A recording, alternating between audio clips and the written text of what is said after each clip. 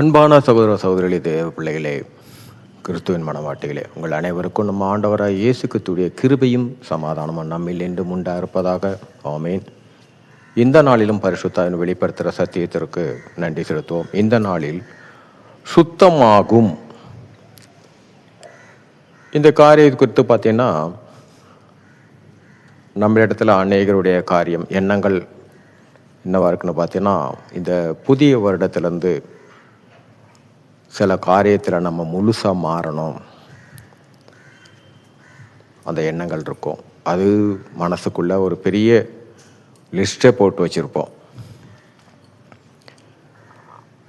அநேகருக்கு பிரியமானவனாகவும் அனுதினமாக ஜெபம் பண்ணிட்டு இருந்திருப்பேன். காலையில் இருந்துச்சு, அது சில நாட்களாக அது தடைப்பட்டிருக்கும்.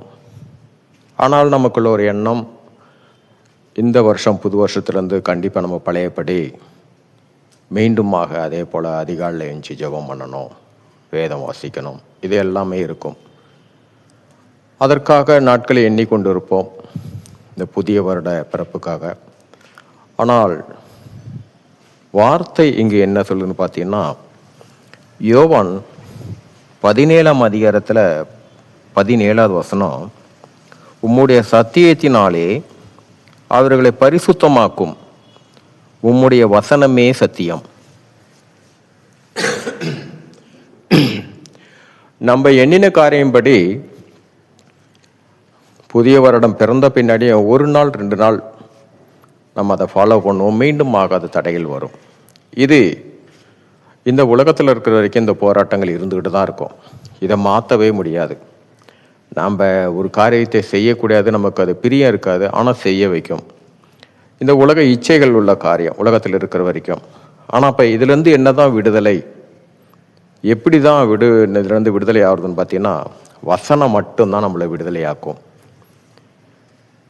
ஒரு வசனத்தை நாம் ஏற்றுக்கொண்டு அதன்படி நம்ம நடக்க ஆரம்பிக்கும் போது மட்டும்தான் இந்த உலக இச்சை மாத்திரமல்ல, நம்மளை முழுமையாக பரிசுத்தவானாக மாற்றக்கூடிய ஒரே காரியம் வசனத்துக்கு மட்டும்தான் உண்டு. அது வரைக்கும் நம்ம அதெல்லாம் மாறணும்னு இருக்கோம். ஒரு நாள் 2 நாள் அதில் நிலையாக நிற்போம். அதற்கு பின்பு நாம் அதிலிருந்து மீண்டுமாக பழைய நிலைமைக்கு. இது குற்றம் அல்ல, இந்த உலகத்தில் இருக்கிற வரைக்கும் இந்த காரியம் இருக்கும்.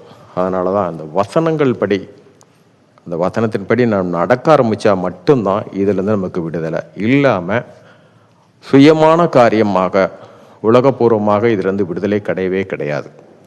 ஒருவனை பரிசுத்தவான் ஆக்குவதே வசனத்தினால் மட்டும்தான் முடியும். அதனால் இந்த புதிய வருடம் எண்ணத்துக்கு வேண்டி உங்களுடைய எண்ணங்கள் நல்ல விஷயம், மீண்டுமாக நம்ம பழையபடி அந்த விசுவாசத்தில் போகணுன்றது நல்ல விஷயம். அதற்கு வசனம், ஒரு வசனத்தின்படி இந்த புதிய வருடத்திலிருந்து ஒரு அனுதினத்தில் ஒரு வசனம் படிக்கிறோம்னா, அந்த வசனத்தின்படி நம்ம நடக்கும்போது தான், அது ஆரம்பத்தில் அந்த வசனத்தின்படி நடக்கிறது நம்ம கடினமாக இருக்கும்.